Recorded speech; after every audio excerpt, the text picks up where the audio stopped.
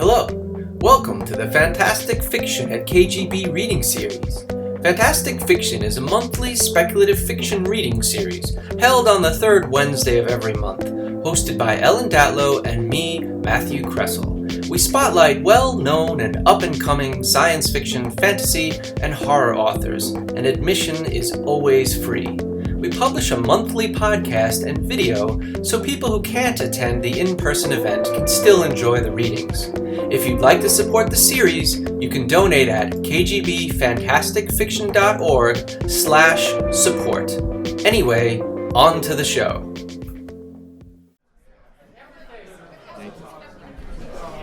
Hello, everybody. Hello, my lovelies.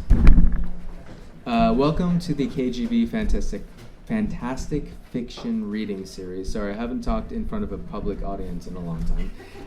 I don't know if you know why that might be, but thank you guys for coming. The KGB Fantastic Fiction reading series happens at the third Wednesday of every month. And before we start introducing the readers, I want to say that we are able to put this reading series on for free because of the KGB bar, and the only thing that we ask of people who come to see the readers is that you buy a drink. And it can be an alcoholic drink, or it could be a non-alcoholic drink. It could be club soda. I'm not going to go through the whole list, but if you are here to see the readers and you want to give back to the series, please buy a drink, because that's how we keep this series going. My name is Rajan Khanna, by the way. You might be like, who are you? I'm substituting for Ellen Datlow, who is working on trying to reopen Camp Crystal Lake, if you know what that is. Sorry. Someone every so often takes a stab at that. So, I do really terrible puns too, also. So I am substituting for Ellen Datlow, and we have a great show for you tonight. Two readers, but I'm going to introduce the first one, and that is Alex Irvine. Alex Irvine would write nothing but short stories if he thought he could get away with it. But in this fallen world, he has also written novels, comics, games, and various forms of interactive narrative. Recent work includes Anthropocene Rag. Sorry. I also haven't read in a while. I don't know. The comic book story of baseball, New York Collapse, and stories in F&SF, which is fantasy and science fiction magazine, Asimov's, and Tor.com. And he lives in Maine, which you shouldn't hold it against him. No, I'm just kidding. I love him. Also, there may be a giveaway later. Is that what? There's a giveaway later, so just hold that in your brain spaces. But please give a very warm welcome to Alex Irvine.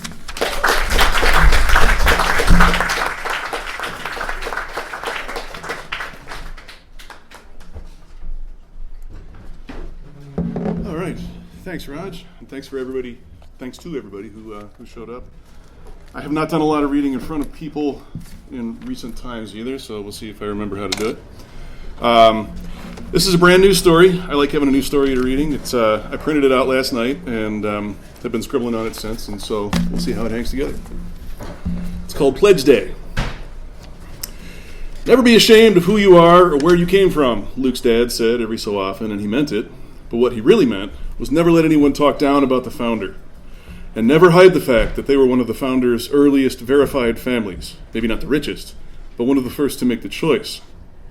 When the time for Luke's hiatus approached, before his pledge day, he told himself he would do what his friends all did, go sit in the woods for a week, do some fake-ass charity, pretend it was a sobering and contemplative experience as the founder had dictated it should be, then come back and pledge. Luke didn't even want to go on hiatus. Why not just pledge and get it over with? The hiatus before the pledge was an edict laid down by the founder, and Luke's father hadn't worked his whole life to see his kid scoff at a founder edict or dishonor the institution of the pledge. Go, he said. I don't care where. Be back in a week. Your mother has booked your pledge at the Cape Tower rooftop garden. Luke accepted this because he knew he had to. No matter what happened later, Luke resolved that he would always remember his pledge day with pride. No matter what else, he was going to believe in what he was about to have done. The last night of hiatus, watching the fog spread over the harbor. The top of the Cape Tower looms over bug light across the harbor. Big day tomorrow. He spent the last 6 nights wandering the flooded parts of Portland, trying to do what the founder would have wanted, what his dad would have wanted. Connect with some of the unbanked, understand their lives before he began his. But they ignored or jeered. His father had never tried to understand them, not really, but Luke wanted to. Whew, boy, he was wasted. Look at that fog roll in. He started remembering. He's maybe 10. Looking out the window at a cluster of people waiting for work. One of them has a visible ragged X on his upper arm. Whatever you do, don't do that, Luke's dad says. That guy just made sure that nobody will ever hire him to do anything except menial labor or something criminal. Some people don't chip. Maybe they have their reasons. The old man is unusually thoughtful today. But when you just hack the chip out of your arm, you tell the whole world that matters, you're just saying fuck you. And Luke, my son, when you say that to the world says fuck you right back. The founder had always admired the Amish, their simplicity, their calm resolve. So he suggested that before any new verified consumer adult took the final step and re-chipped, they be given a period of time among the unbanked, the unchipped, to experience that life in all its immediacy and fear. The hiatus was born, a pause between adolescence and adulthood, a period of contemplation, free of coercion or influence, during which a young person could understand the gravity of choice and the fearsome liberty of being able to choose. Most kids in Portland went backpacking or some shit up into the mountains like it was a vision quest, although that was stretching the founder's vision a bit. But since it was up to Luke and the founder explicitly said that a young person could choose what to do on hiatus with no judgment or pushback from parents or elders, Luke decided to see something he'd never been able to in his life. The half-drowned, unpledged, sordid waterfront underbelly of the city he'd lived in all his life. People get killed down there, his mother said. I get to choose, Luke said. It'll be fine, his father said. Everyone knows not to touch a kid on hiatus. The lowlifes down there, they did something to Luke that I'll be in manacles working the shrimp farms by morning. His mother looked at Luke's arm, and he knew she was terrorized by the idea that soon his kid chip would be gone forever. He also knew that his father couldn't wait. The kid chip was a tether for all of them, and Luke's father hated tethers. He had not himself knotted tight. He's maybe 11, fooling around at a construction site with some friends. None of them were supposed to be there. One of them got hit in the head with a piece of broken concrete, chip really triangular, about the size that you might throw like you were skipping a rock, and then watching dumb shock as it ricocheted off a pile of rubble and hit Oliver Zinke square in the side of the head. Ollie screamed like he'd been shot, and it wasn't even like there was hardly any blood. Only other part of that memory that matters is the dark anger on his father's face when the distress signal from Ollie's chip brought all the other parents running. Luke doesn't want to remember anything after that. When the tide is high, it pushes up over the armored footings of the old pier, swirling a foot deep around the benches in the old park past the ferry terminal. Perched on those benches, visible all at once as the fog swirls away from the spot, are several young people, Luke's age, plus or minus a few years. They don't throw rocks or insults. They just watch him. Maybe, Luke thinks, maybe I'm going to see what this town really looks like at least once. We're all unchipped here, amigo, one of the bits of human flotsam says. Some of us, since we were like 12, there's a lot of money in people not being able to find kids. Luke looks around at the group. He knows he's pretty sheltered, and they're deliberately challenging him. But his dad says, one of his dad's favorite sayings, is that true suffering is always visible on the face.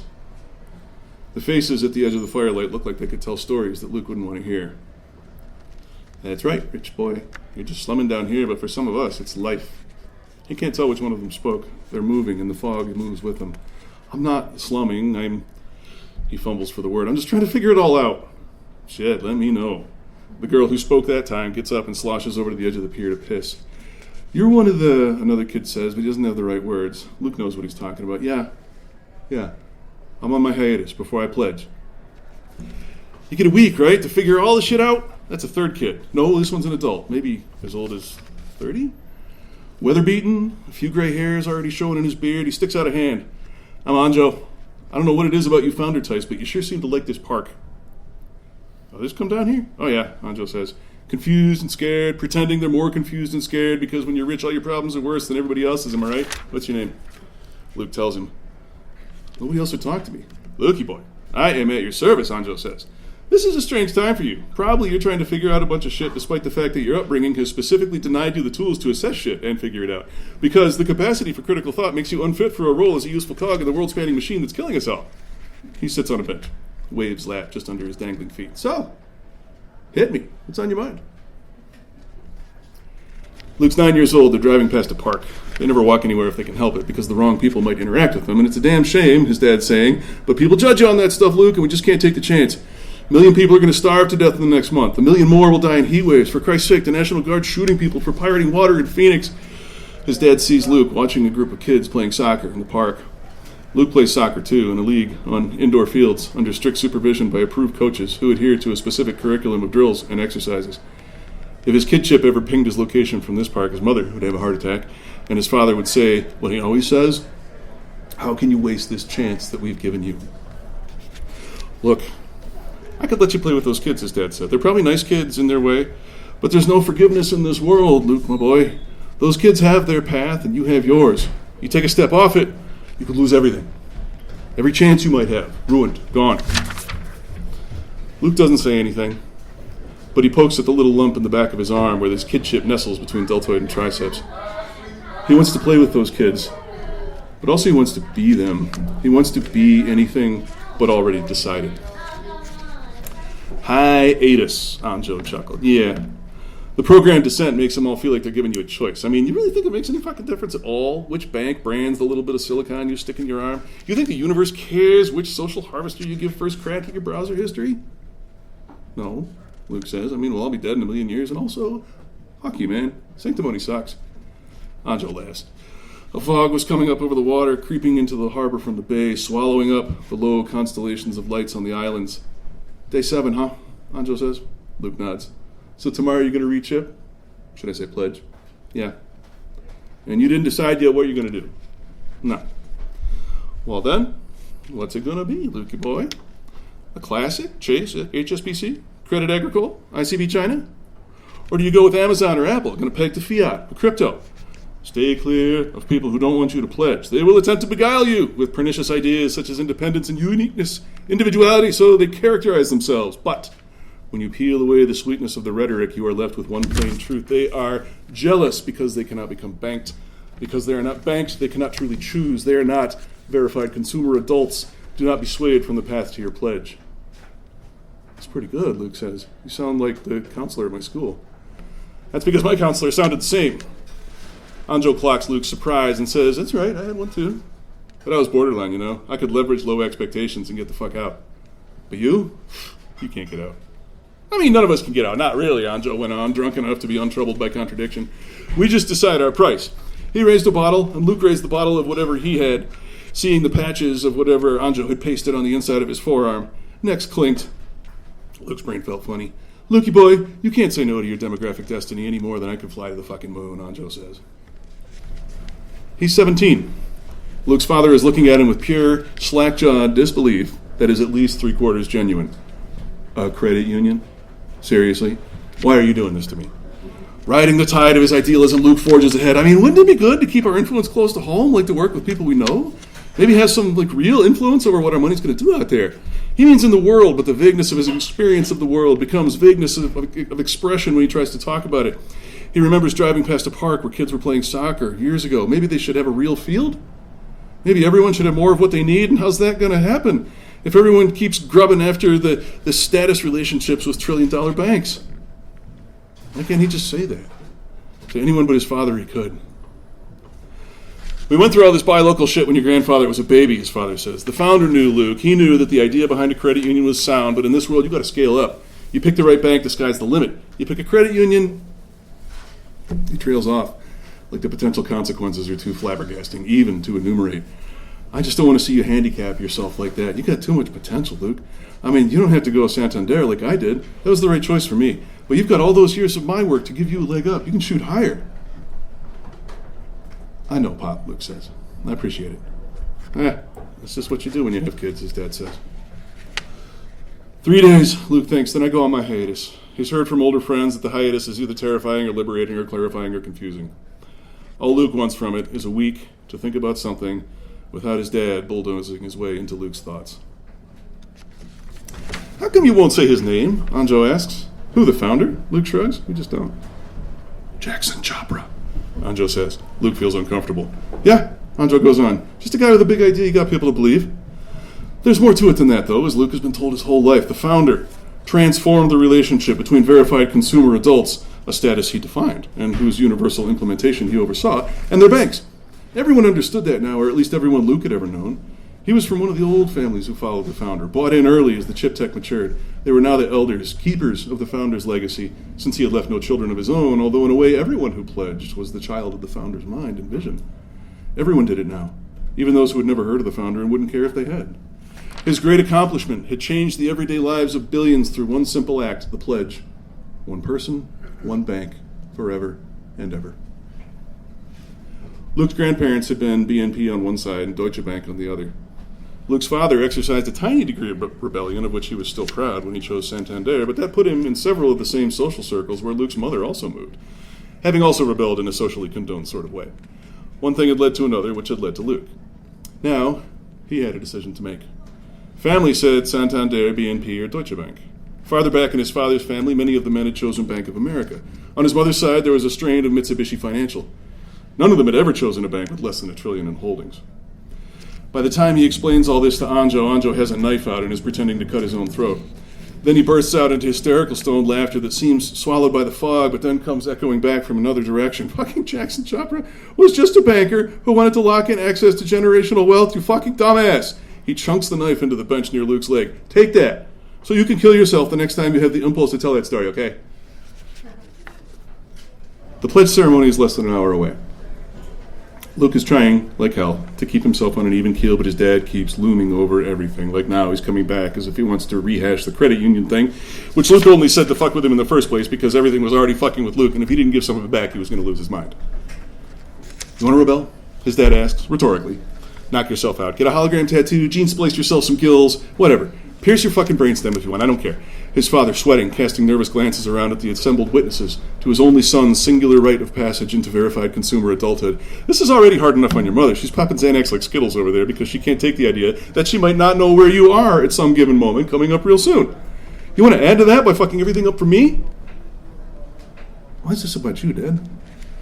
Because I busted my ass for 30 years, because my back will never be the same, and my eyes are fucked up, and I never had a hobby, all because I wanted to make sure you and your sisters had the best leg up in this fucked up world that you possibly could. I don't do that. You're right out there in the world, kid. The overheated, thirsty world, not a rooftop garden looking down at... The old man breaks off. His face is bleak and confused. Do what you want. Just honor that a little. He walks away. Luke feels twisted. And it's not just all the microdose patches piled up on the insides of his forearms. There's a trickle of unease in his gut, like his conscience is a physical thing. Who asked you, Dad? He thinks. I didn't ask him. Deep inside, he knows that no matter what happens today, in 30 years, he'll be giving his own kid that same sick, frightened look. From the rooftop garden, he can see across the harbor to the little park, where Anjo and his crew are probably sleeping under a tarp strung from the rotting hull of a boat to the tangle of lilacs and beach roses along the old narrow-gauge railroad tracks. But he didn't remember the lilacs blooming. Although, Anjo admitted later, as the tide had crested and begun to recede, some kids don't do it. I heard that. It's true. I mean, you're looking at them. But how am I supposed to? Yeah, seems impossible, right? Well, you've been told your whole life. How are you supposed to stand up against it all by yourself? Especially when if you go along, you get the chip, the bank, the status, everything that goes with it. How many generations of verified consumer adults you come from, Lukey boy? I don't know, 4? That's great-great-grandparents. Seriously? You'd be talking about some of the first VCAs who ever got that status, like back in the 2040s or something. Shit, that's far. Anjo finds something in his pocket and tucks it inside his lower lip. Seriously, 4? Like, you're fairly rich? No, Luke says, even though, of course, they're rich. That's the only reason he has the confidence to have a conversation like this with a person like Anjo.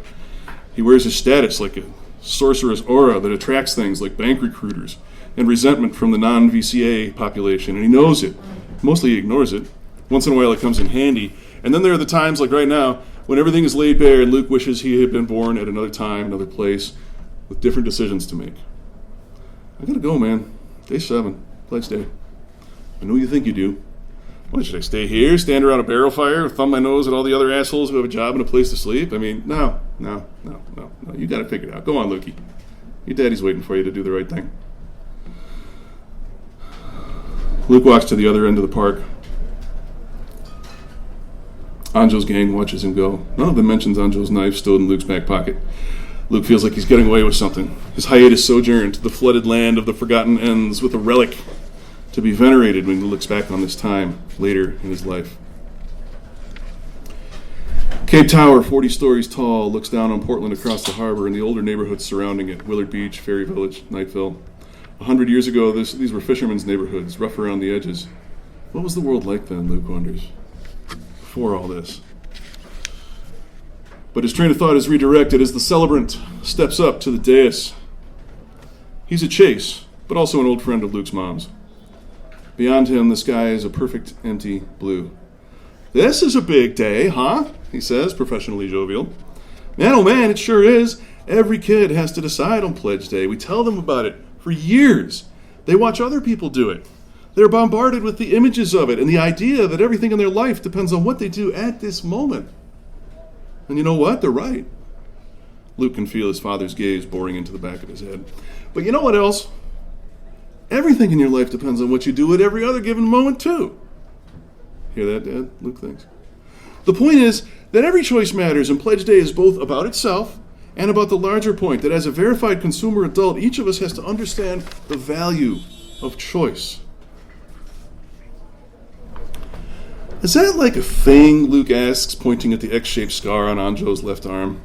"I saw a guy with a scar like that once, and my dad said he'd cut out his chip like it was some political thing." "Might be," Anjo said. "Me, I never had a chip. I did it to make people think I had. Long time ago. Now it doesn't matter. Scars tell their own story, Lukey boy. Doesn't matter what you want them to mean." In the fog, Anjo and the others have grown indistinct, their voices seeming to float without origin. Luke realizes how little he's slept these past 7 nights and how much he's drunk, how many little patches he's slapped on his skin. The celebrant cuts into Luke's upper arm, where his kid chip has been since he was 4 years old. Blood trickles down and a hush settles over the witnesses. The blood isn't necessary. The entire ceremony could have been done with a cool laser to destroy the old chip and a subcutaneous injector to install the new one. But without blood, it wouldn't be a rite of passage. And the founder wisely understood that the relationship between a verified consumer adult and a bank should be ritualized. Therefore, blood. Luke watches it stick to his arm hairs, already beginning to clot and dry. The kid chip comes out with a little tug that's more painful than Luke wants to show. He looks out over the sky, anywhere but at his dad. Instead, he looks at his mother. She gazes steadily back, but her face is so tight that a stray raindrop would crack it apart. Suffering is always visible on the face, Luke thinks. I could run. She wouldn't know where I was. Nobody would. His grandparents had told him stories about running around when they were kids with nobody knowing where they were. To Luke, they seemed like stories about Paul Bunyan or Lancelot or Ali Baba. How can anyone live like that? You can't say no to your demographic destiny. Anjo's voice in his head now. What did that even mean? The celebrant rested a hand on Luke's shoulder. You okay to go on, son? We don't have to do it all in one day. Remember, 9 days, quoth the founder. This is 8. You can sleep on it. No, Luke says. I'm ready. His kid chip was like anyone else's. One of his first memories was watching it go in on the end of the little pokey thing whose name he never learned. It hurt, but he sat still because he understood it was important to his parents that he sit still and be a good boy, behave correctly, show that he was being raised right. Afterward, his dad mussed his hair and gave him a hug. We're going places, Lukey. You see, this family together. His mother hung back a little, her gaze fixed on the tiny bruise on the back of his arm. Shells, his father says. You'll see. I know it was a lot of money, but it'll be worth it. I know, she says, with tears in her eyes. Luke can't understand why she's crying, but then again, he can't understand why he's crying either. Jeez, you too, his father says. On the rooftop garden of the Cape Tower, he's not a kid anymore, but also not yet an adult. On the table in front of Luke and the celebrant is a long, flat aluminum case. He opens it, revealing a line of 6 chips in sterile sealed packaging. He holds the case up so everyone can see, and a murmur ripples through the crowd as various pairs of augmented glasses pick out the roster of potential banks. Credit Agricole, Chase, Deutsche Bank, Santander, BNP, Mitsubishi. All solid, respectable choices, most with some family history. Relief radiates from his parents so intensely that Luke imagines convection currents around their heads. He wants them to be proud. He wants them to know he understands that choices matter, that being able to make choices matters. He picks a chip, but with his head down, so nobody can see that he has closed his eyes. I mean, what would you do if you didn't go through with it, Anjo asks. Don't matter to me, but you should think it through, you know? He watches Luke's face. Yeah, that's not even a real possibility to you, is it? You're like doing some kind of pretend thing, but in the end, people with houses on the Western Prom don't do shit like refuse to pledge. I could, Luke says. In what world? Anjo counters. This one, Luke thinks. But he can't think of a way to say it that will convince Anjo. He sits watching the little fire as the tide rises around the pilings and the moon creeps slowly down toward the invisible horizon. Soon enough, he's alone, and the fog has drifted away, receding out over the harbor and islands again. Luke feels like he's done the Founder's vision proud.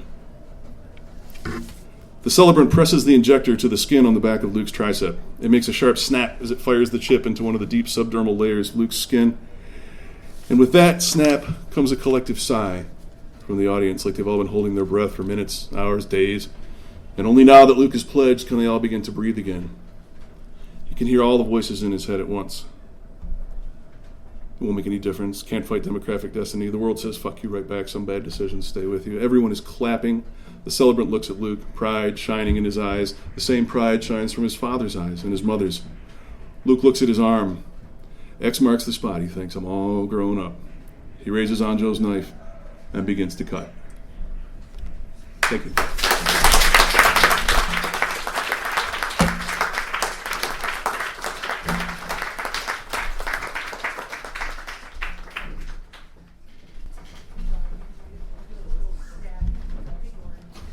Thank you, Alex. That was intense. I love that.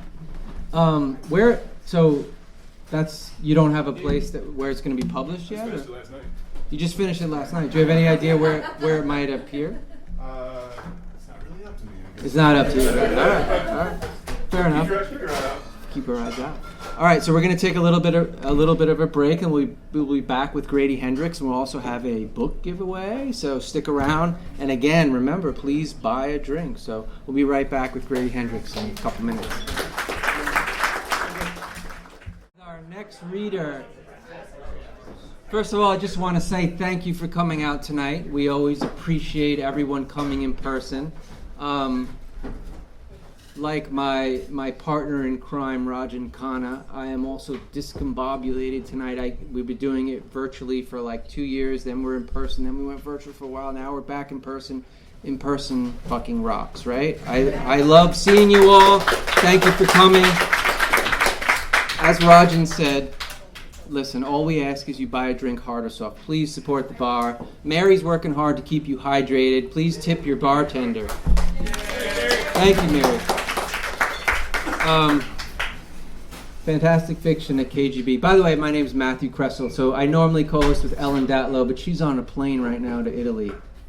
Fucking Ellen, fuck you. No, I love Ellen. She's awesome. Everyone loves Ellen. So before we start, I have a little book giveaway. So my friend Teresa Lucci, wave Teresa, works at Hachette, and she is giving away this book, Old Country, by Matt Query and Harrison Query, brothers. So we're going to give it away with a little trivia. So the book is based on a true story about a haunted house story available in August from Grand Central Publishing. So this was a Reddit thread that went viral. It's about a haunted house. So the question is this. And if you answer this question, the first person to answer this question, I'll give this book away. Here you go. Name the movie title. This other haunted house movie based on the real-life account of the haunting of the Lutz family of Long Island, New York. Amityville Horror. We have a winner. Okay. Thank you. Oh, jeez. As I said, discombobulated. So here's the thing. I have an Amityville Horror story. I grew up in Massapequa. If you've never heard of the town, if you ever watch comedians in cars drinking coffee, with Jerry Seinfeld and Alec Baldwin. They're also both from Massapequa. It's a weird town in Nassau County, Long Island. Anyway, it's right next to Amityville. So I'm like 17. I'm in high school. I'm hanging out with my girlfriend on the couch. Not anymore. I'm quite older than 17. But I'm hanging out on the couch. I'm like, oh, I'm cool. I'm watching, and we're watching Amityville Horror, and I'm cool watching a horror movie with my girlfriend. Of course, like my dad comes home. He's like, hey, what are you doing? Oh, watching Amityville Horror. He's like, oh, I just got a piece of siding from the Amityville Horror House. And he like holds it up. I'm like, ha ha ha, real funny, Dad. He's like, no, I did. I bought it at a garage sale, like right in Amityville. And I'm like, fuck. It was creepy. I don't know. That's my story. It's not that exciting. That's why I don't write horror, right? All right. Before we get on to Grady, because he's a much better horror writer than I am, apparently. We just want to talk about our upcoming readers. Next month, June 15th, Karen Hewler. And Karen, where's Karen? Wave, Karen. And Sam J. Miller. Please join us for that. July 20th, Daniel Brown and Greg Frost. August 17th, Veronica Shanis and Richard Butner. September 21st, Nassim Jamnia. And our favorite guest, TBA. October 19th, Clay McLeod Chapman and Meg Ellison. And we've got a couple other tentative readers coming up, so we'll announce them as we get them confirmed. If you are not on our mailing list, I know people are like, oh, email? That's so that's so 2010. But yeah, we have a mailing list. If you go to kgbfantasticfiction.org, or you could follow me, Matt Kressel, on Twitter, or Ellen Datlow on Twitter. We retweet it. All that good stuff. Is there a TikTok? No, but do you want to start one for us? Sounds like a threat. Yes, it's a thread. Yeah, so that's our... we have a mailing list, if you want. All right, so Grady. Where's Grady? There he is. You moved. You shipped seats. I'm like, that's not Grady. That's Alex. Grady is a New York Times Grady Hendrix is a New York Times best-selling novelist and screenwriter who makes up lies and is mean to babies. I've seen this. It's true. He has written terrible books like My Best Friend's Exorcism, The Final Girl Support Group, The Southern Book Club's Guide to Slaying Vampires, and Paperbacks from Hell. Currently, he has an unhealthy fixation on gothic romances. Here's Grady Hendrix.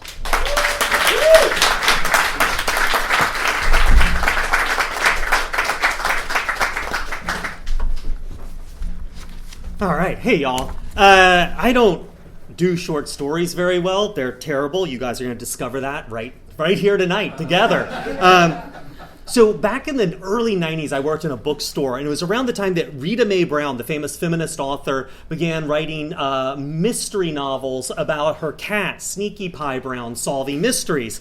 And they were titles like Clause and Effect, The Perfect Murder. And that spawned a whole craze for cats that solved mysteries. Miranda James's Cat in the Stacks mysteries, Meow If It's Murder, a lot of these. So I wanted to write my very own cat that solves murder story. You might want to wait and see.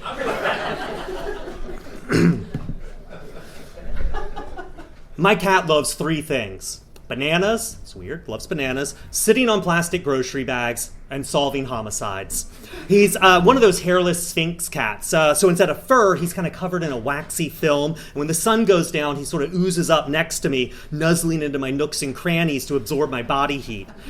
As far as pets go, he would not have been my first choice. But he belonged to my ex, and a year and a half after she moved in, she moved out, taking my mountain bike, my Xbox, and leaving behind her engagement ring and Stinkerbell. So I tried to find someone to take him. I did, but honestly, it's a hard fact of life. Nobody wants a hairless cat. And Stinkerbell and I have formed this sort of uneasy alliance. He needs my body heat to survive. I need another living creature in the house so I don't blow my brains out from loneliness. And when that starts feeling a little claustrophobic, I remind myself that my parents' marriage was built on less. Then the homicide thing started. So I'm actually just finishing my 6th year as a Portland police officer. My dream is to transfer into the Vulnerable Adult and Elder Crimes Unit, which not a lot of police want to do, really. But when I was a kid, my parents put my grandfather in a Rackham and Stackham nursing home, and they'd cut staff, so they didn't have much time for their residents, and Granddad developed bed sores, and those got affected, and it ended ugly. And the nursing home accepted no liability, and my mom blamed herself, and that guilt rolls right downhill. And it's harder, actually, than you'd think to become a legally recognized advocate for the elderly. There are only 2 law enforcement officers in Portland's Elder Crimes Unit, and so the competition's actually more intense than you would think because you get punched less when you're dealing with senior citizens.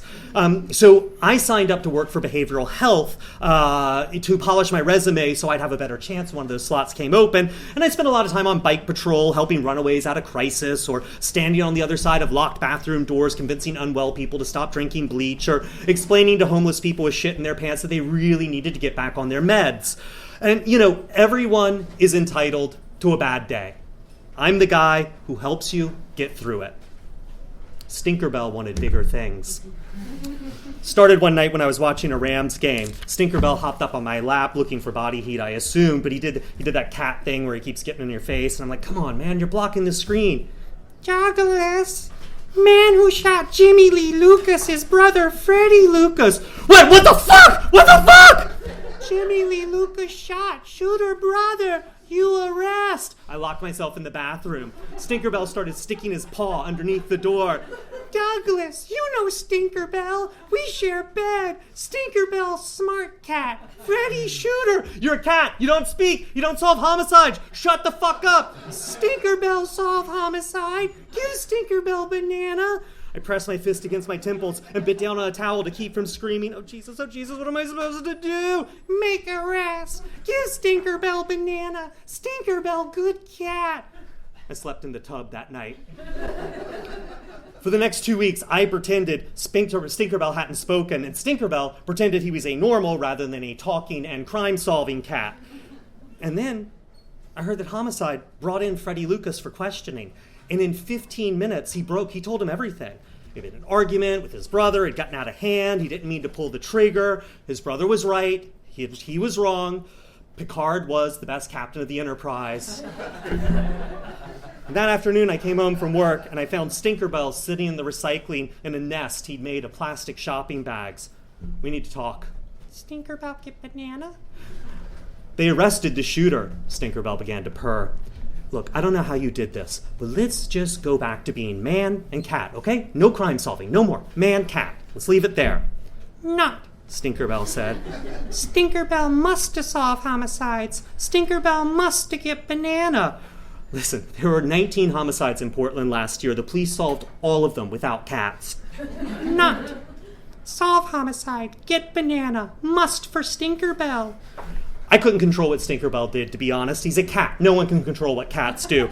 But I could control how I reacted. So I pretended the hours he spent walking around on my computer keyboard was just walking around like a cat, not surfing the internet. I pretended he was sleeping on the newspaper, not reading it. I pretended he was sitting next to me on the couch at night, not watching the local news. And then Marcy Chow disappeared, and I had to stop pretending. She was a high school senior who got an early admission to Harvard, and she left a friend's house one Tuesday evening and never arrived home. Her dad was a sports section editor for the Portland Tribune, so this was big news in the city. Town was blanketed with Have You Seen Marcy posters, and no one had a clue. Except Stinkerbell. I woke up with his butthole in my face. Waking you, Stinkerbell said, waving a starfish from side to side. Stinkerbell, solve Marcy Chow homicide. Stinkerbell, get banana now. I pulled a pillow over my head. He wormed his face underneath. Little girl, life at stake. Douglas must to listen. When he put it like that, I didn't have a choice. I am, after all, a professional peace officer with a duty to uphold the law. So while I had coffee, Stinkerbell outlined his casework. Stinkerbell cross-reference Marcy Chow route home with sex offender registry. Dale Evans Bradshaw live here. He put his paw on a printout from Google Maps. Listen, Stinkerbell, I'm sure they've checked this guy's house. But they checked Mother's house? She lived East Portland. Here. Much mud. Big basement. He showed me her house on Google Earth, and it was a sagging heap on a quarter acre of dirt without very many close neighbors.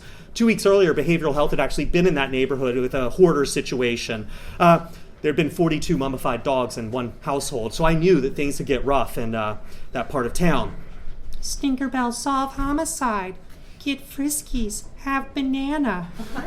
When it comes to helping people, I don't have any pride, so I called Crime Stoppers with an anonymous tip, and the next evening there's a press conference. Officers had responded to the tip, gone to the location, found the owner's behavior suspicious, searched the property. They found Marcy Chow's body packed in rock salt in the trunk of an abandoned Ford Focus. "How did you know?" I asked Stinkerbell. Stinkerbell squinted at me and purred, chewing his banana in silence. Cats. Over the next 11 months, I called Crime Stoppers 3 times. I felt like I had a responsibility as a police officer to report any information that might assist in the solving of a homicide, even if the source of that information was my ex-girlfriend's hairless cat. Stinkerbell was right on the money, twice. Soon he was spending every day online in crime chat forums, looking at cold cases. He watched the news every night. When I tried to change the channel, he hissed. When Douglas solve crime of who shits in mailbox, Stinkerbell solve homicide. That is a really unfair characterization of my work. Stinkerbell ignored me. Over the next year, I talked down 13 people in full-blown mental health crises. I got a citation for peacefully diffusing a situation with a heavily armed dad suffering a psychotic break, and I made the final round of the Elder Crimes Unit interviews. Stinkerbell solved 4 more homicides. He actually solved 8, but 4 were solved by Portland City detectives almost simultaneously, which sent Stinkerbell into a rage, clawing the sofa, shredding the rug, shitting in my shoes. Why can't Douglas be real, please? When he got like that, I learned it was better to let him alone. Got worse. I'd come home from a long day to find Stinkerbell yabbering at me incessantly about clues and tips and cat informants and suspects and leads. I go to bed with him rubbing against my legs and insisting I called Crime Stoppers, and then I'd wake up at 5 a.m. with him whining in my ear, telling me to email homicide. When I refused, he'd piss in my laundry. There aren't a lot of homicides in Portland, but the stats jumped 25% that year from 19 to 24, and Stinkerbell solved 6 of them. Fatty Thompson's vehicular homicide, the mauling of Lorraine Gray, Steve Zuckerman's slashing, Hernandez Del Rio's electrocution, the Lipswitch twins' execution, and the Sheila Flores table saw murder. Everyone thought that one was an accident, actually, until Stinkerbell noticed that the angle of the strike on the saw was all wrong. Give Stinkerbell friskies. Give Stinkerbell banana. Transfer to homicide. I gave Stinkerbell friskies. I gave Stinkerbell bananas, but I did not transfer to homicide. Then Stinkerbell started emailing tips to a homicide detective using my work account. You can't do that, Stinkerbell. Why? Because I don't want to work homicide. Why? I'm not going to be bullied by a cat. End of discussion.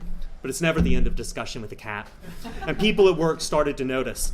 The following year, homicide rate ticked up to 30, and Stinkerbell solved 11 of them. Homicide detectives began calling and asking me if I had any insight into their latest cases. My captain was pushing me to become a criminalist, but I wanted to work elder crimes. It's the waste of a good investigative mind, he told me, turning down my request to transfer for the 3rd time. You're ruining my life, I shouted at Stinkerbell when I got home that night. He licked his paws and groomed his whiskers. Stinkerbell solve homicide. Get friskies. Get banana. I threw a shoe at him. He didn't flinch. Stinkerbell, great detective. Douglas, bad. Bad police. Bad man. The one bright spot in my life was Mary Epstein, a girl I'd met at a spotting and stopping elder abuse workshop, and Stinkerbell became furious at how much time I was spending at her house all of a sudden. I'd come home most mornings, and he'd be pacing circles in the kitchen right in front of the door, his litter box strewn across the floor, my plants chewed to shreds, piles of vomit drying on my comforter. Why Douglas bad, please? Stinkerbell good cat. Stinkerbell solve clues. Stinkerbell need friskies. Stinkerbell need bananas. Douglas bad. Douglas stink man. Mary kept asking when she could sleep over at my place. I should have transferred to homicide. If I'd been on homicide, I would have seen the crime scene photos earlier. I would have put the clues together faster. I would have seen the chewed bananas in the pantry of the Santiago death house, the nest of plastic bags in the recycling bin of the doubled homicide daycare, the gnawed corner of a box of Friskies at the Larson gas murders. But I was just a regular police trying to get into elder crimes and have a relationship. And the police pieces just didn't click into place for me until I was watching the 11 o'clock news at Mary's and we saw the story of the Hondo birthday party arson.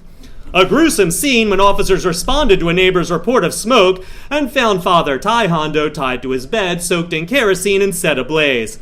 Police arrived too late to save Mr. Hondo from a fate not only worse than, but also including death. However, there was one bright spot when firefighters were able to save this little fellow who was trapped in the apartment. Cut to a picture of Stinkerbell. Everyone loves cats, and this guy needs a home. Portland, can you open your hearts? I couldn't breathe. I jerked bolt upright. My neck was so tight I was just making a whining noise over and over again. What's wrong? Mary asked. Nothing. I realized what I had done. I had to go downtown. Why? But by then, I was already in my car. They lit me into the animal control lockup and took me to where Stinkerbell paced his cage. What did you do, Stinkerbell? What did you fucking do? Release Stinkerbell. Stinkerbell must solve homicide. Get Friskies. Get Banana. I ought to let you rot in this cell. Cats is nice and good. Stinkerbell is cats. Stinkerbell is nice and good. I know what you've been doing. You're sick. Give Banana to nice and innocent Stinkerbell. Take nice and innocent Stinkerbell home. You've been killing these people, haven't you? Then pretending to solve their homicides. Stinkerbell stopped pacing and sat on the floor of his cage. He raised his back leg over his head and licked his butthole for a minute. Then he turned his yellow eyes on me. Stinkerbell, crime-solving cat. Stinkerbell must solve homicide. Portland homicide too few for Stinkerbell. Stinkerbell must make homicide. Is so what? Is only peoples, no cats. You sick piece of shit. Stinkerbell is cat. Stinkerbell not responsible in court of law.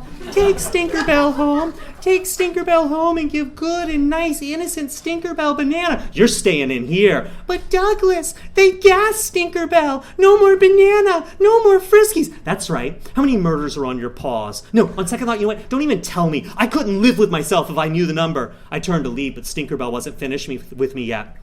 When Stinkerbell get adopted, Stinkerbell come looking for Douglas. Stinkerbell unhappy. No one's going to adopt you. You know why? Because no one wants a hairless cat. I walked away. Douglas! His piteous mewling echoed down the hall. I still hear it in my dreams. Don't leave Stinkerbell. Stinkerbell not legally responsible. Stinkerbell no meet legal requirements for competency. Give Stinkerbell Banana. I had lived with this monster. I knew exactly what it was capable of. Portland was only safe as long as Stinkerbell was off the streets. I walked right out of animal control and got in my car and drove away. I was shaking so hard when I got back, Mary thought I should go to the hospital. Instead, I got in the shower, turned the water as hot as it could go, and then turned it up hotter. I scrubbed for hours, and it still wasn't enough. I put a mark on my calendar for 30 days, and then I went back to work. At 28 days, they found a volunteer from the city shelter slumped behind the wheel of her car, parked in a remote garage on the east side of town, murdered execution style. I didn't put the pieces together quite then. Instead, I marked 30 days on the calendar, then 31. By 35, I started to relax a little bit. By 50, I felt like celebrating. I took Mary to a Tibetan place we'd been meaning to try. It was a warm night. The air smelled like coffee and spring. What are you smiling about? She kept asking me. Just being here with you. And it was true. I decided that was the night she'd come back to my place. It was time. I'm a pretty neat guy, so I didn't have to run around, hide my underwear, I let Mary walk in first. I'm proud of my house, I'm proud for her to see it. Proud that I finally put this long nightmare behind me. I knew something was wrong when Mary froze in the kitchen. I stepped around her puzzled and saw what waited for us in the middle of the kitchen floor. Stinkerbell crouched there, taut and stiff, his pale, hairless chest pressed to linoleum, tail sticking straight up, yellow eyes burning. The animal shelter had changed him, made him hard. Fresh muscle rippled beneath his pink skin. He was covered in homemade tattoos. Meow was tattooed across the knuckles of one paw. Meow was tuckled across the knuckles of the other. Banana with 2 B's and 3 N's in a gothic script was tattooed in an arc on his stomach. It's a teardrop on one cheek. What happened to you, Stinkerbell? Each cat must go through hell to raise paradise. Stinkerbell, go to hell. Now Stinkerbell's back. What the fuck, Mary said? This cat is talking! We both ignored her. This is between me and Stinkerbell now. Whatever it is, listen, we can work it out. No one has to get hurt. You want Friskies? I just bought bananas today. Stinkerbell hissed. Too late, bananas. Too late, Friskies. Stinkerbell want one thing. I don't want any trouble, I said. If cats could smile, that's what Stinkerbell did. I felt my blood turn to ice. Stinkerbell bored. Stinkerbell must solve homicide. I saw his yellow eyes shift to Mary, his tail lashing. Jesus Christ! Jesus, dear God, help us! Stinkerbell like God, and God like Stinkerbell. Stinkerbell am large as God. God is small as Stinkerbell. Stinkerbell smarter than Douglas. Stinkerbell solve more crime than Douglas. Stinkerbell better cat than Douglas. Stinkerbell kill Douglas! It happened fast. 1 minute he's yowling his fucked up jailhouse philosophy at the top of his tiny lungs. The next, he's leaping at my throat. Face a twisted mask of hate. His claws gleamed, his eyes burned. I had no choice. I punted him.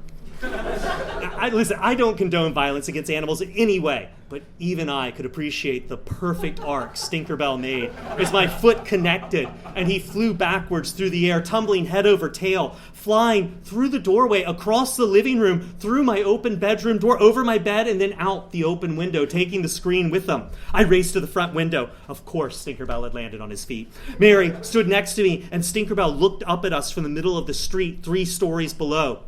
He fixed his burning eyes on us, burning with hatred, burning with revenge. He spat, "Stinkerbell!" Then a truck ran him over. Mary gasped. The truck turned the corner and Stinkerbell picked himself up off the asphalt and limped for the sidewalk. A Honda Accord clipped him next. Then a Prius. He shook his head to clear it after that one. Stinkerbell kill Douglas! He meowed. Next it was a city bus. Then that was good for 2 of his lives, I figured at least. Then a Ford Bronco with a pink lift light, then another Prius, a guy on a mountain bike. Stinkerbell kept coming. How many lives did this cat have? Get in the bathroom, I told Mary. Lock the door. Do not come out until you hear me knock.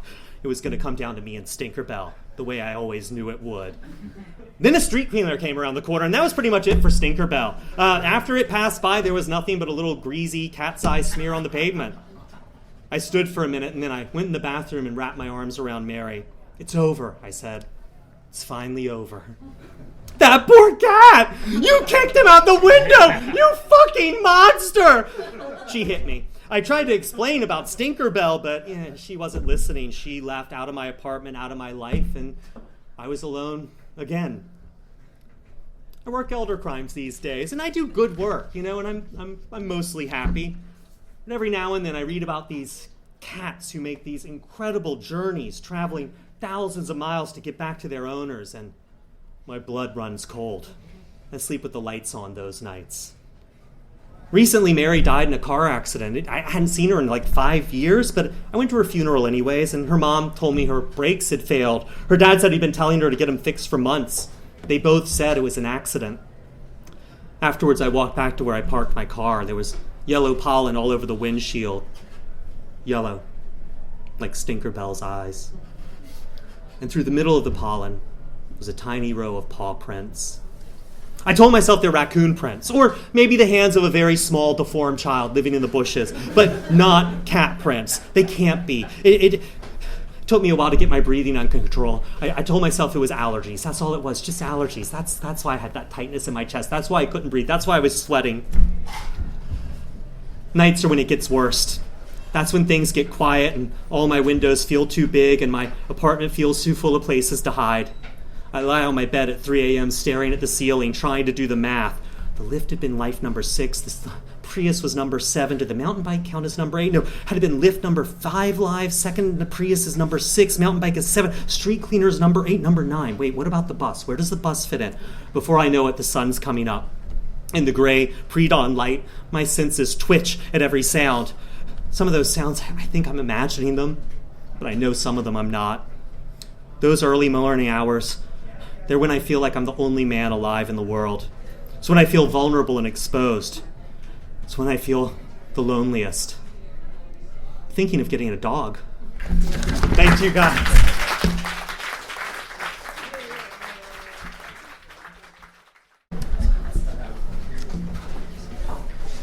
Did you just write that for tonight? Yeah, well, I fixed it up. It was in sad condition. That was pretty amazing. So, Grady, Alex, thank you both. So we got just a couple minutes here. We would like to do something that we just started doing recently. What time is it? Yeah, we got a couple minutes. We're going to do a little Q&A with the authors. So if you have any questions for Grady or Alex, anybody have any questions for the authors? Questions? Yes, right there. I know this trio went to like the first 10 years of the New York Asian Film Festival, and we got to see Grady Oh, thank you. a lot of films. And Were you there the year I was in a diaper? What? Were you there the year I introduced the movie in the diaper? Yes, yeah. I'm so a sorry. diaper and a leopard print Yeah. blazer. I'm sorry. It was I was going through stuff. So we have an audio podcast. So we just want to repeat the question for the mic. So what was the question? So the question is, when we started getting the like sort of brochures for the New York Asian Film Fest, and there were these blurbs for the films, and within 2 sentences, I was rabid to see a film I'd never heard of. Did you write all those? Yes. So the question is, did Grady write all these sentences for the Asian Film Festival? Yeah. Is that did Yeah. you did? Yeah. Is it more than a yes? Do you need more explanation? So come up here and say it into the mic if it's more than just a yes or no. Well, it's quick, but Yeah. no, I was Yeah, let's take it up. Yeah. It's easy. It's better. sorry. There you go. Yeah, don't I know was a how much total slack- control freak, and so it was the street slack? flyers with the blurbs, the program book, the website, the press release, and I made them all separate blurbs because I thought that was important. And so it was like 30 movies a year for 16 years, and some years we had. It was the stupidest thing I ever did in my life. Right. But yeah, no, I was just I don't know what my issue I was. would just read a title of a film, never heard of the film, and then I'd read 1 sentence and 2 sentences. Suddenly I was like completely like, I have to go see this movie. And Mission that's- accomplished. Mission accomplished. Thank you So- for having me, by the way. The answer was, or the comment was that they would read 1 or 2 sentences and would have to see the film. Any questions for Alex or Grady? Any other questions? Anybody have anything they want to ask? Like, what's the weather going to be like tomorrow? Who they're gonna vote for? No, we're not going to go to politics. When's the next eclipse? Yeah, when's the next eclipse? Come on, somebody's got anything. All right, Rajan, what do you got? Movie. I mean, this is gonna be terrible. No, there's no such thing as a terrible question. As a teacher, that's not true. Okay, so I'll start with Grady. So I'm a cat guy. Yeah. So I'm a little offended by this last line. However, it is also very accurate. So, and I know you're a dog guy. Yeah. I know.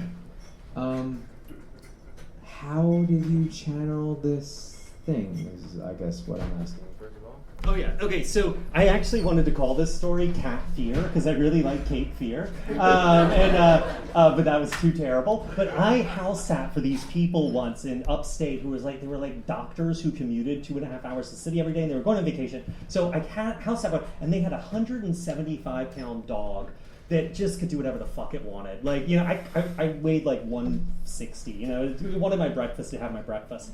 And then they had this little hairless Sphinx cat. And at first I was like, dogs, fuck you cat, grow some hair. But the cat and I developed this alliance because the dog was an asshole and ate my breakfast like every day. And the cat hated the dog and I hated the dog. And the cat needed my body warmth to survive. And it would like come and stick to me at night. And I was like, you know, and after a while I really came to have a lot of affection for that cat. But cats are, you know, sociopaths also. And, you know, I keep thinking when I see a cat. I see a cat and I see Robert De Niro in Cape Fear. All right. This is a 3-part question, actually. Now. So I have 4 cats, and please do not run away from me right now. But I have 4 cats, and they have conditioned me to say they do not mean you any harm, and they are here to be peaceful. No, I want to ask Alex, do you have any cat-related things to say? Cat-related stories. Do you have any strong feelings about cats? Just because I feel like that's I'm gonna slink into nowhere after this, but if I raised this question. Come up onto the mic if you can. See, dog people just like, I don't know. Sorry. So we're gonna have the cat and dog conversation. Okay. I mean, this is like one of those panels at a science fiction convention where someone wants to argue about the difference between science fiction and fantasy. But I'm a dog person, confirmed dog person. I had a cat once. Here's how I had a cat. I was doing summer stock in New Hampshire, and I had a room above the barn in this old farmhouse. That's where the whole company lived. And one day I came home from rehearsal, and there was a cat sleeping on my pillow. And I picked up the cat and threw it out the window. And then I went and took a shower, and I came back in the room, and the cat was on my pillow. And I threw the cat out the window. And this went on for about 48 hours, and then I gave up. And I was like, okay, cat, you can stay. But you can't stay on the pillow. And I don't know if the cat was just humoring me or whatever, but the cat stayed off the pillow after that. I named him Dave. And I kept Dave for the whole summer, and then I gave him to one of the interns, and I assume he lived a long and happy life. But that's the only cat I've ever had. What was the question?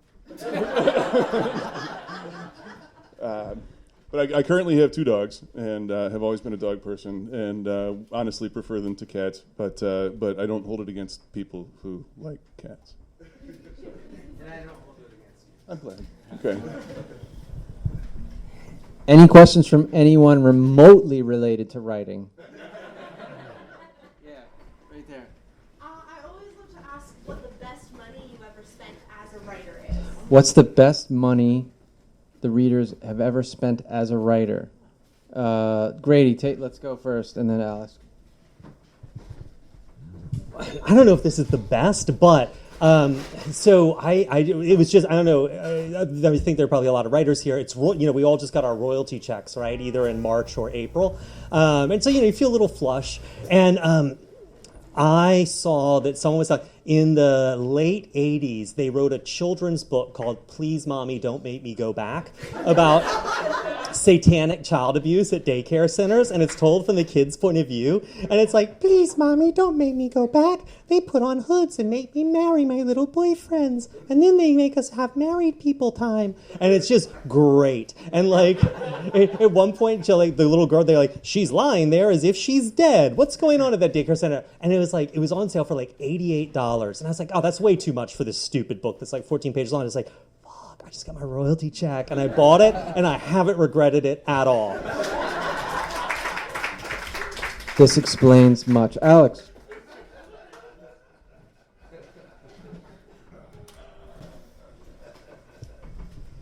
So I guess a different angle on the same thing. It's just weird books. I mean, the best money that you can spend as a writer, I think, is books that will like bend your head in some particular way, and I love weird self-published local histories.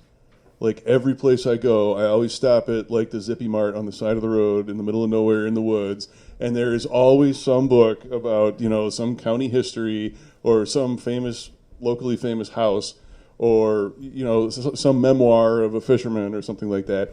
And I buy those books every single time. And I tell you what, most of them are terrible, but they get things cooking in the engine room, in a way that reading the latest book by whoever that you saw in the New York Times doesn't. So I would say, like as a writer, just soak everything up and soak up the weird and the out of the way and the forgotten, and that's what I try to do anyway. That's a good answer. Any other questions? I saw a couple. Yeah. Well, yes, so we know the origin of Grady's story. I was wondering if Alex, you could say what inspired your story. Yeah, what inspired your story, Alex? You come up to the mic, sorry, so we can get it on the podcast. Thank you. So, this story has kind of a complicated lineage, I guess, which is that I remember reading about people who were microchipping their children and thinking, what sort of freakish psycho helicopter nut would you have to be to microchip your child? And then I had kids, and I still felt the same way, because one of the best things about my childhood was the times when nobody knew where I was. And, we went out and we did all, if you're of a certain generation, you know what I'm talking about. Like, your mom kicked you out the door in the morning and said, come back when it gets dark. Right, yeah. And I came home after school, nobody was there. It was just me and Johnny Sacco. And it was, and so I started thinking about, like extending that idea. Like, what if, if everybody's going to chip their kids, then what would the rite of passage look like when you reached adulthood and you could let go of your kid chip? Does that mean you become unchipped? No, because you've been chipped, and so you must remain chipped. And so then I thought, well, and then I ran a bunch of different directions, and then I settled on the bank thing because I had in parallel had this idea that never went anywhere by itself about a cultural moment in which people chose a bank the way that they chose a religion. And so then those two ideas kind of cross-pollinated, and this rough beast was born.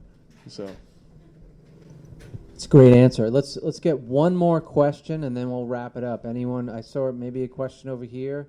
Anybody? Question? All right. No questions. Where can we find you? One more question from Rajan. Is this about cats and dogs again, Raj? Favorite or recommended horror? Yeah. All right. Horror or favorite recommendations? Well, because it's Jewish American Heritage Month, I'm going to recommend The Tribe by Barry Wood. That is the great Jewish horror novel. It's from 1981. It's just been republished by Valancourt, and it's phenomenal. It's set in New York City, and if you like old, grimy New York City, like in the 80s, this is like the real uncut stuff. It's phenomenal. Great. Alex, you got anything? For horror? Wow. I guess the last, nothing new, but anybody read The Black Spider? The Black Spider? By Jeremiah Gothhelf. Jeremiah Gothhelf. It's incredible, yeah. It's great, right? Yeah. Absolutely. It's in my head forever. Yeah. The spider is still in there crawling around. Yeah. That sounds like a Jeffrey Ford story, too. Yeah. Ford was actually the one, he mentioned it on Facebook. Yes. I'm a member of the informal Jeff Ford book club, which is speaking of spending money. Every time Jeff Ford mentions something online, I go buy it, and so this is why I have like the classic of Mountains and Seas and all these weird folklore books. But he mentioned Black Spider, and so I ran off and bought it. And Jeff Ford's recommendations are money. So. Yeah. So all right, that was a pretty great reading. I love both of the readings tonight. Both authors were fantastic. So before we wrap up tonight, where can we find your work? Where can people here buy your stuff and support your work? Grady, where can we get your work? GradyHendrix.com. GradyHendrix.com. And Alex Irvine, where can we get your work? Well, it's at AlexIrvine.com. Yeah, What's that? There's a hyphen in the middle. Don't forget the hyphen. Hyphen's important. Yeah. So we're Fantastic Fiction at KGB. Thank you so much. Again, please buy drinks if you can. We love you. We will see you next month. Thank you very much. Thank you for coming.